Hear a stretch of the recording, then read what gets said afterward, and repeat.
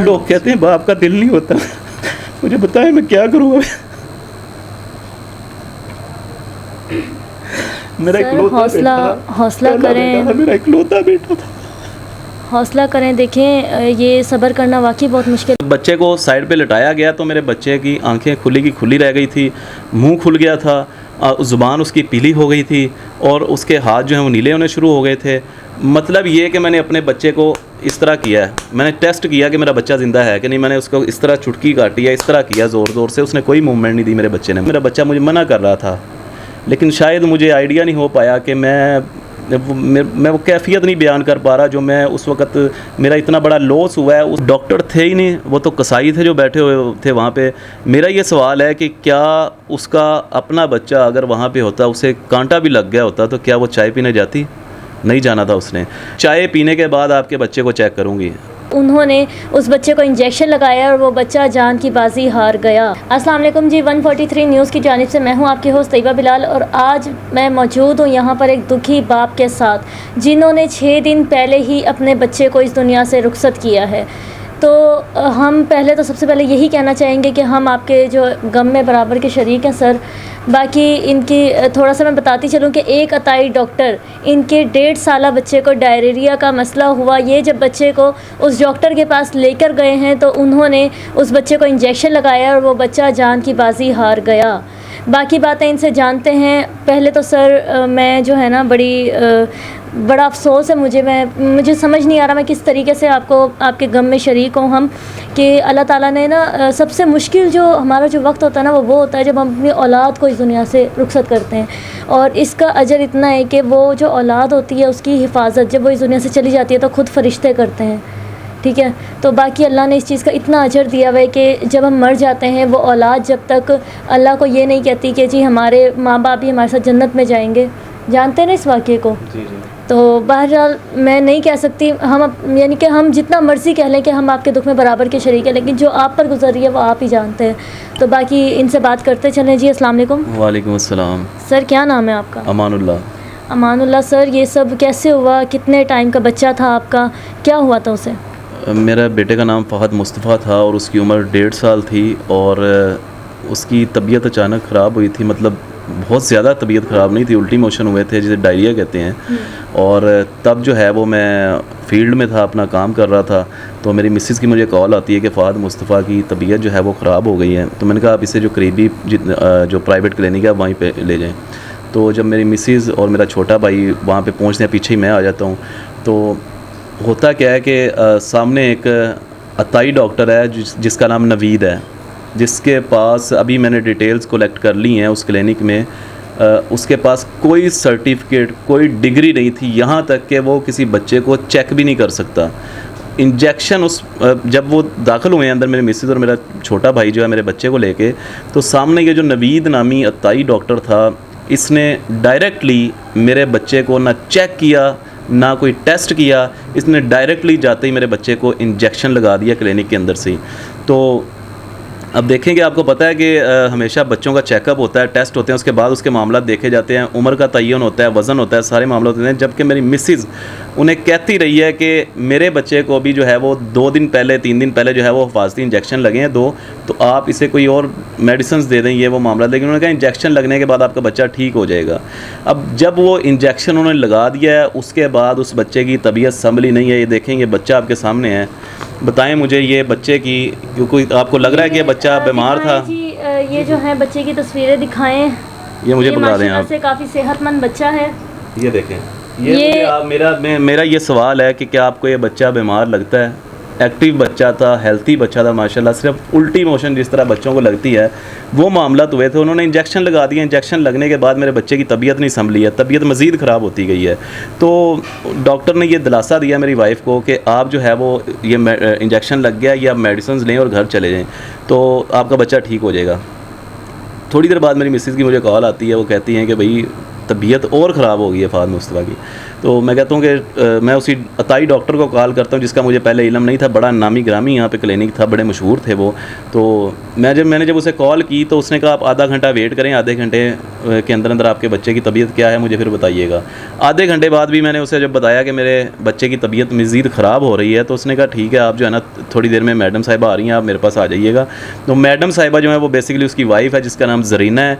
और जब हम अपने बच्चे को लेके मैं अपनी मिसेज़ के साथ जाता हूँ उस क्लिनिक में तो सामने वही अताई डॉक्टर मौजूद था जिसका नाम नवीद था। उसने मुझे देखा, मेरे बच्चे को देखा। मेरी मिसेज़ ने कहा मेरे बच्चा बहुत बीमार है, आप चेक कर लें।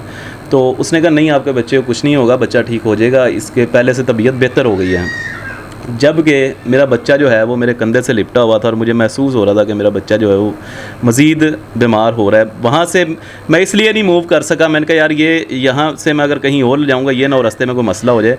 मैं वहीं पे खड़ा रहा। उन्होंने कहा कुछ देर वेट कर लें। 25 मिनट वेट करवाया उन्होंने मुझे वहाँ पे। 25 मिनट मुझे वहाँ पे वेट करवाया। 25 मिनट बाद जो है वो लेडी डॉक्टर, जब वो सामने जो अताई डॉक्टर थी ज़रीना, उसने जब बच्चे को चेक किया तो चेक करने के बाद उसने कहा भाई आप परेशान ना हो। इस तरह उसने हाथ चेक किया है, आंखें चेक की हैं। उसने कहा आपके बेटे को पानी का मसला हो गया है, पानी की कमी आ गई है नमकियात की, तो आप ऐसे करें मैं आपके बच्चे को इंजेक्शन लगा देती हूँ और मेडिसिन दे देती हूँ। मैंने कहा यार खुदा का अच्छा, एक इंजेक्शन उन्होंने पहले लगाया है और एक फिर लगाने का कह रहे हैं।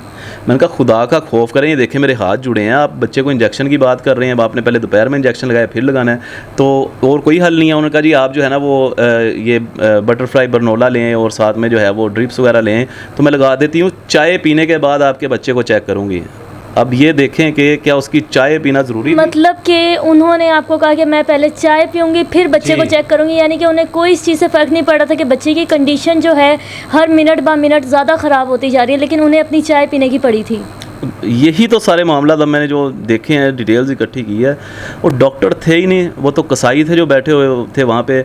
मेरा ये सवाल है कि क्या उसका अपना बच्चा अगर वहाँ पे होता, उसे कांटा भी लग गया होता तो क्या वो चाय पीने जाती? नहीं जाना था उसने। फिर मैं मेडिसिन लेके आ गया हूँ तो उसके बाद भी उसने 15 से 20 मिनट चाय पीने में लगा दी है। मैं वहाँ पे शोर डालता रहा। मैंने वहाँ पे जो है वो अपने बच्चे को बचाने के लिए जितना हो सकता मैंने कोशिश की। तो रिसेप्शन पे एक सिस्टर मौजूद थी, उन्हें मैंने कहा कि भई आप बुला के लाएं डॉक्टर साहब को, मेरे बच्चे की तबीयत ख़राब हो रही है।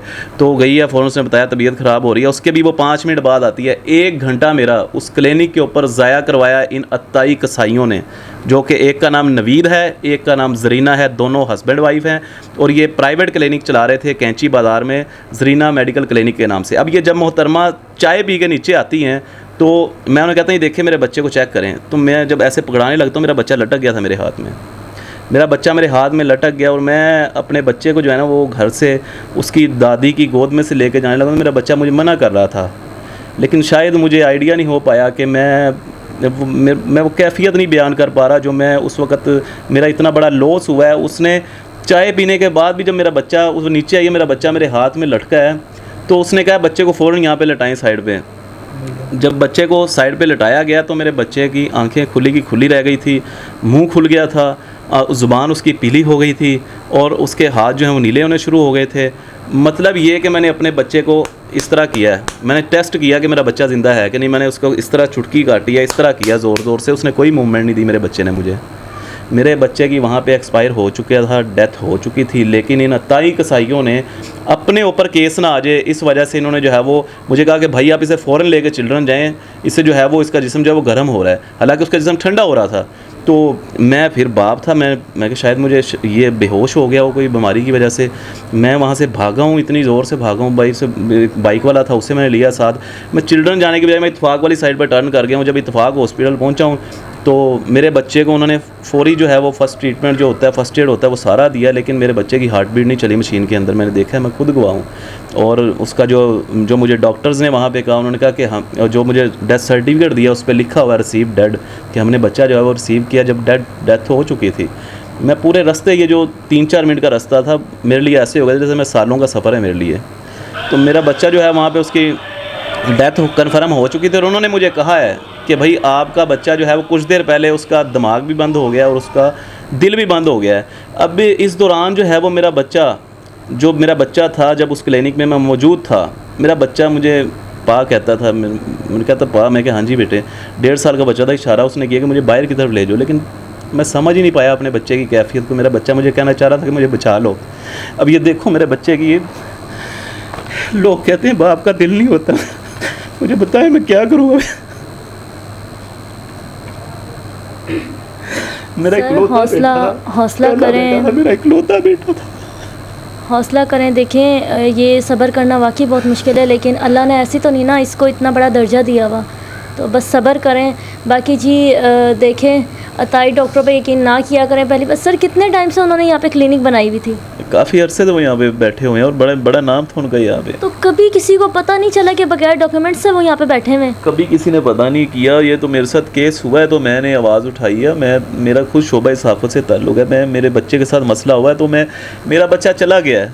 मेरा इस बात पे ईमान कामिल है कि मेरा बच्चा जो था, और हम सब जितने भी लोग हैं, अल्लाह का माल है, अल्लाह की तरफ लौटना है। मेरा बच्चा जो गया है ना, वो बड़ी तकलीफ़ के साथ गया है, बड़ी अज़ियत के साथ गया है, और वो अल्लाह का माल था, अल्लाह की तरफ चला गया। मुझे सब्र आहिस्ता आहिस्ता आ जाएगा। लेकिन ये मेरा FIR भी आपके पास मौजूद है। ये FIR भी लॉन्च हो चुकी है और इंशाल्लाह इन अताई कसाइयों के ख़िलाफ़ जो है ना, वो इनके ऊपर जो है वो 322 तेपे का जो है वो इसके अंदर वो जुर्म जो है वो मेंशन भी कर दिया गया है। तो ये है कि मैं इस इलाके के अंदर, आप निकलें, आप देखें, मैंने तो अब डिटेल्स इकट्ठी की है ना, कम अज़ कम 500 से ज़्यादा अताई कसाई डॉक्टर बैठे हुए हैं। आप मुझे बताएं, मेरा बच्चा चला गया है, मैं उनके ख़िलाफ़ अल्हम्दुलिल्लाह मुतहरिक हो चुका हूँ। मैंने उनके क्लिनिक्स बंद करवाने हैं जो यहाँ पे अताई बैठे हुए हैं, ताकि किसी और का बच्चा ना ज़ाया हो सके। सर वो जो डॉक्टर हैं जिनका आप बता रहे हैं नवीद साहब, उनकी क्लिनिक अभी ओपन है या बंद है या कहाँ है? वो उनको पकड़ा गया है या नहीं? देखें, वो जो नवीद है उसके पास तो कोई सर्टिफिकेट डिग्री ही नहीं है, और मेरे पास उनकी कॉल रिकॉर्डिंग्स मौजूद हैं जिसके अंदर उन्होंने एक्सेप्ट कर लिया है कि हमसे गलती हुई है, मेरे हस्बैंड से गलती हुई है, माफ़ी दे दें। उसके पास कोई डिग्री नहीं है, एक छोटा सा कोर्स है, लेकिन वो तो इंजेक्शन लगाने का उसे मजाज ही नहीं है वो।